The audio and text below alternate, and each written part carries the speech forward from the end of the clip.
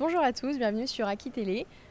Aujourd'hui, on se retrouve à l'espace culturel du centre commercial Leclerc à Saint-Médard-en-Jalles pour une séance de dédicace. Et je suis accompagnée de Christophe Gamero, ici présent, Merci. ainsi que de Mika, le caricaturiste, qui a dessiné la couverture du livre. Donc je me tourne vers vous, Christophe Gamero. Oui, bonjour. Votre livre, Il fallait trouver la voie. Pourquoi ce titre ? Parce qu'on cherchait une voix. Parce que Canal+ cherchait une voix que personne ne connaissait. Il fallait la voix d'un nouveau commentateur. C'est vrai qu'on a une chaîne qui est passée maître dans l'art de faire des reportages sportifs de nombreuses années. Le journaliste de référence pour le commentaire de foot, c'était Thierry Gilardi, qui est décédé il y a une vingtaine d'années. Canal+ a décidé de faire une chose que normalement on ne devrait pas faire. Parce que la voix, elle vient forcément d'une école de journalisme. Là, ils ont décidé de faire un casting sauvage de gens qui n'étaient pas passés par les écoles de journalisme. Et donc de sélectionner des gens sur casting. Et j'ai fait partie de ceux qui l'ont été sélectionnés. Nous étions 10 000 à postuler, nous avons été 30 à être gardés, dispatchés dans 3 centres de sélection, un à Lens, au stade Félix Bollaert, un autre au Parc des Princes, à Paris, et celui où j'étais moi-même, c'était le stade Vélodrome de Marseille. Donc c'est un retour d'expérience que vous faites dans ce livre.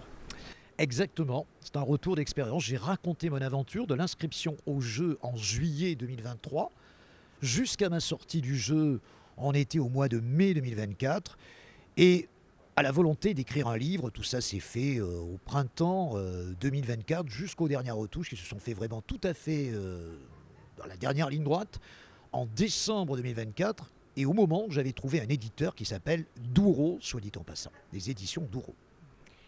Et est-ce que vous avez d'autres projets en cours qui seraient notamment liés au sport ? Je pense par exemple à des activités liées à la scène.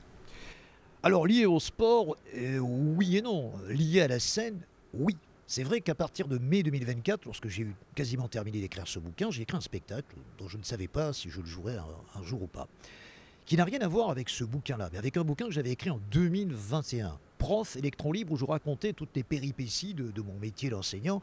Alors, c'était pas piquer les verres parce que j'étais un prof animateur, c'est pas si fréquent. Et j'en ai fait un spectacle. Je ne savais pas à ce moment-là que je trouverais un producteur. Ce producteur, je l'ai trouvé au mois de janvier 2025 et on a fixé une date, le 15 mai 2025, dans un cabaret.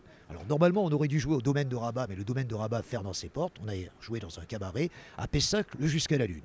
Et ça a été un succès parce qu'il y avait une 60aine de personnes qui ont beaucoup aimé. Du coup, ça m'a donné l'idée de continuer.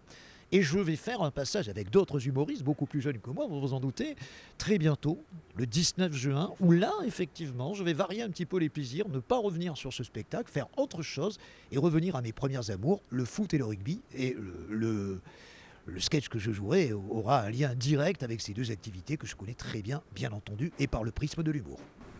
Merci beaucoup. Je me tourne vers vous, Mika. Du coup, est-ce que vous pouvez nous parler du rôle que vous avez joué dans ce livre ? Bonjour, dessinateur, illustrateur, caricaturiste, pour employer tous les termes complets. Christophe, que je connais depuis bien longtemps aussi, m'avait demandé, tu as parlé de ton livre tout à l'heure, Christophe, Prof électron libre, où je t'avais également fait des illustrations.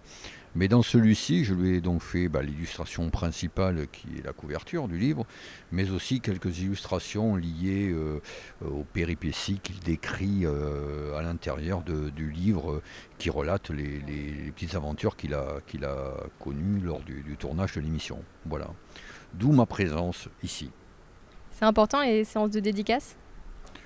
Oui, c'est une rencontre avec le public, bien sûr.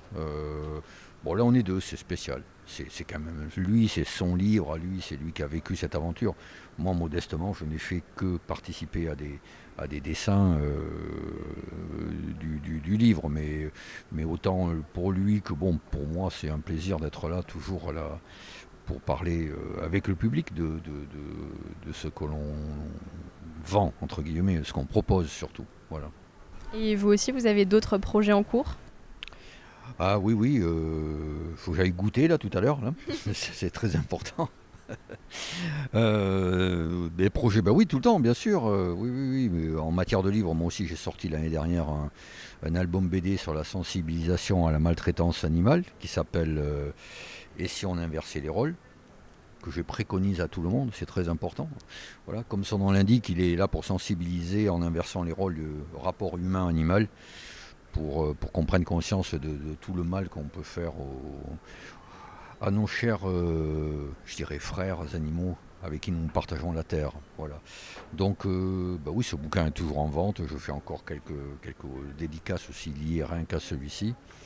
Mais sinon, mon activité de caricaturiste sur des événements, quels qu'ils soient, privés comme professionnels, m'amène à être souvent en déplacement, comme à la fin du mois pour un festival de rock à Évreux en Normandie, où je serai 2 jours, et puis à plein d'autres endroits aussi.